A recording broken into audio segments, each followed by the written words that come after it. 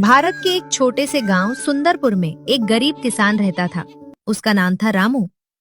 रामू के पास न तो बड़ी जमीन थी, न पैसे, न ही कोई बड़ा घर। उसके पास सिर्फ 2 बीघा बंजर जमीन, मिट्टी की एक छोटी सी झोपड़ी और उसका सोने जैसा दिल था। रामू सुबह सूरज निकलने से पहले ही उठ जाता था। खेत में काम करता, फिर गांव के लोगों की भी मदद करता। कभी किसी के बैल बीमार हो जाए, कभी किसी के घर में अनाज खत्म हो जाए, रामू हमेशा सबसे पहले मदद के लिए पहुंच जाता। लेकिन उसकी अपनी जिंदगी बहुत कठिन थी। उसकी पत्नी सीता और छोटा बेटा गोपाल कई बार भूखे पेट सो जाते थे। एक दिन सीता ने उदास होकर कहा, सुनिए जी, आप सारी दुनिया की मदद करते हैं, लेकिन भगवान ने हमारी किस्मत में इतनी गरीबी क्यों लिख दी? रामू मुस्कुराकर बोला, सीता, भगवान देर करता है, लेकिन अंधेर नहीं करता। मेहनत और अच्छाई कभी व्यर्थ नहीं जाती। सीता कुछ नहीं बोली, लेकिन उसकी आंखों में आंसू थे। उसी राज्य का राजा वीरेंद्र सिंह बहुत दयालु और न्यायप्रिय था, लेकिन उसकी एक चिंता थी। उसकी कोई संतान नहीं थी, उम्र भी ढल रही थी। उसे डर था कि उसके बाद राज्य का क्या होगा। एक दिन उसने अपने मंत्री से कहा, मैं ऐसा व्यक्ति चाहता हूँ जो जनता से प्रेम करता हो, ईमानदार हो और लोगों का दुख समझता हो। वही इस राज्य का अगला राजा बनेगा। मंत्री हैरान हो गया। महाराज, किसी गरीब को राजा कैसे बनाया जा सकता है? राजा मुस्कुराए। राजा वो नहीं होता जिसके पास धन हो, राजा वो होता है जिसके पास बड़ा हृदय हो। ये बात पूरे राज्य में फैल गई। राजा ने फैसला किया कि वो साधारण कपड़ों में पूरे राज्य का भ्रमण करेगा और लोगों की परीक्षा लेगा। एक दिन राजा भेष बदलकर सुंदरपुर गांव पहुंचे। तेज बारिश हो रही थी। भूख और ठंड से उनकी हालत खराब थी। उन्होंने कई घरों के दरवाजे खटखटाए। किसी ने कहा, जाओ यहां से। किसी ने कहा, पहले अपना परिचय दो। बेचारे बूढ़े यात्री बने राजा निराश होकर आगे बढ़ने लगे। तभी उन्हें एक छोटी सी झोपड़ी दिखाई दी। वो रामू का घर था। राजा ने धीरे से दरवाजा खटखटाया। रामू ने दरवाजा खोला। उसने देखा कि एक बूढ़ा आदमी बारिश में भीग रहा है।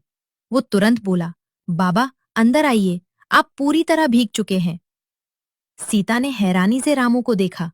घर में सिर्फ 3 रोटियां थीं, एक रामू के लिए, एक सीता के लिए और एक छोटे गोपाल के लिए। लेकिन रामू ने बिना सोचे कहा, सीता, खाना परोस दो, हमारे घर मेहमान आए हैं। सीता समझ गई। उसने तीनों रोटियां बूढ़े यात्री के सामने रख दी। बूढ़े ने पूछा, और तुम लोग? रामू हंसते हुए बोला, हमने पहले ही खा लिया है बाबा।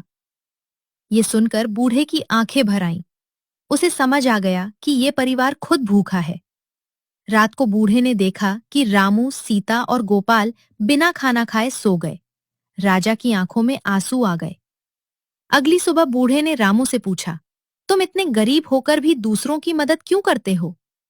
रामू ने जवाब दिया, बाबा, जब मैं किसी की मदद करता हूं तो मुझे लगता है जैसे भगवान मेरी मदद कर रहे हैं।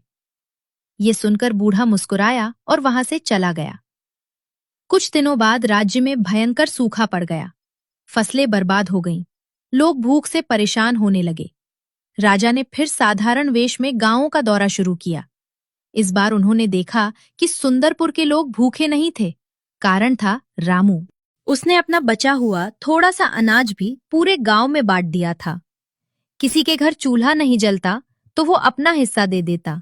कोई बीमार पड़ता तो उसकी सेवा करता। राजा दूर खड़े होकर ये सब देख रहे थे। उन्होंने मंत्री से कहा, जिस व्यक्ति के पास कुछ नहीं है वो भी सबको बांट रहा है। सोचो, अगर उसे पूरा राज्य दे दिया जाए तो वो कितना अच्छा राजा बनेगा। कुछ दिनों बाद राजा ने राजमहल में एक सभा बुलाई।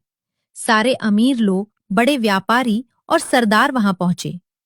लेकिन एक कोने में फटे कपड़ों में रामू भी खड़ा था। वो सोच रहा था कि शायद उसे किसी काम के लिए बुलाया गया है। राजा सिंहासन से उठे और बोले, आज मैं अपने राज्य के भविष्य का फैसला करने वाला हूं। सब लोग उत्सुक थे। राजा ने आगे कहा, मैंने पूरे राज्य में ऐसे व्यक्ति को खोजा जो ईमानदार हो, दयालु हो और जनता का दर्द समझता हो। सभी अमीर लोग मुस्कुरा रहे थे। उन्हें पूरा विश्वास था कि अगला राजा उन्हीं में से कोई बनेगा। तभी राजा सिंहासन से नीचे उतरे। वो सीधे रामू के पास पहुंचे। सब लोग हैरान रह गए। राजा ने रामू का हाथ पकड़ लिया, फिर ऊंची आवाज में बोले, आज से इस राज्य का नया राजा होगा किसान रामू। पूरा दरबार स्तब्ध रह गया। कई लोग विरोध करने लगे। एक गरीब किसान राजा कैसे बन सकता है? राजा ने सबको शांत कराया, फिर बोले, जब मैं भेष बदलकर इसके घर गया था, इसने अपनी रोटी मुझे खिला दी। जब राज्य में सूखा पड़ा, तब इसने अपना अनाज गांव वालों में बांट दिया। जिसके पास कुछ नहीं था, उसने भी सबको दिया। ऐसा व्यक्ति कभी अपनी प्रजा को दुखी नहीं होने देगा। पूरा दरबार शांत हो गया। रामू की आंखों से आंसू बहने लगे।